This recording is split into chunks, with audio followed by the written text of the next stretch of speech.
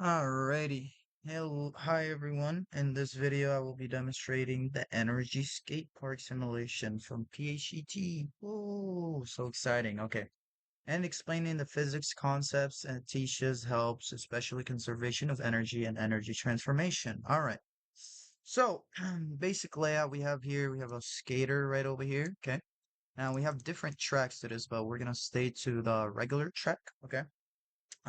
This skater, and you can customize whichever one we want, cat, dog, whatever. Let's go stay with the dog here because I love dogs. Okay, now for the control we have the bar graph right here. You can see that we have a pie chart which shows the kinetic potential and thermal energy. We can create a path that the dog takes, right? And we can also highlight the speed that it's going, right? So right here it also displays the same thing but bigger and shows you the change as well. Okay.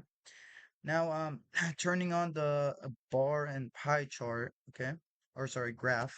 Apologies. These displays, is going to show you distribution from kinetic, potential, and thermal energy, right? And then now let's notice, based off of like keeping the friction to none and gravity as the same, let us see and notice how the thermal and potential energy changes, right? So right here, we can see that all the way at the top is all potential. Going down is going to be all kinetic energy, right? So based on the dog's movement, is going from potential down all the way to kinetic, right? Now, okay, based on this, so also we can change the mass. Changing the mass, the effect isn't going to change the amount of energy. Sorry, it's going to change the amount of energy, but not the overall conservation, right? For example, if we say it's 100 pounds, or sorry, 100 kilograms, right? So as we see, the conservation still stays the same, right? No matter how, big or small the cat is, right? But it's just the amount of energy that's changing. Okay. Now, I'm going to go ahead and turn on friction as well. So let me put the dog over here, set it right here.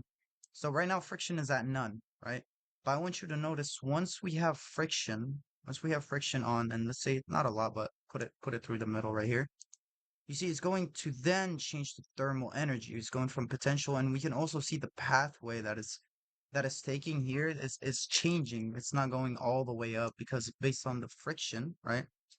As the friction is higher, right, the amount of energy, or the amount of what's it called? The amount of kinetic energy is lessening, right? So right here we have a lot of kinetic energy. Over here, let put it. We have lower a lot of kinetic energy, right? As you can see, it's all being converted into thermal energy. Okay, so we can see how friction friction in the track changes the or converges the energy from kinetic to thermal, right? Um, so this sim shows the law of conservation. That's why I really love picking it. At the highest point, the skater has maximum potential energy, as we can see, right?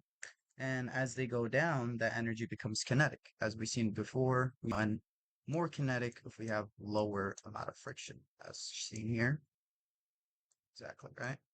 Okay, the difference between going from kinetic to potential energy, or sorry, going from potential and kinetic energy, and then when adding friction, how that also converts the kinetic to thermal energy, right? So this simulation is a great way to visualize energy transformation, law of conservation of energy. So yeah, thank you so much for watching.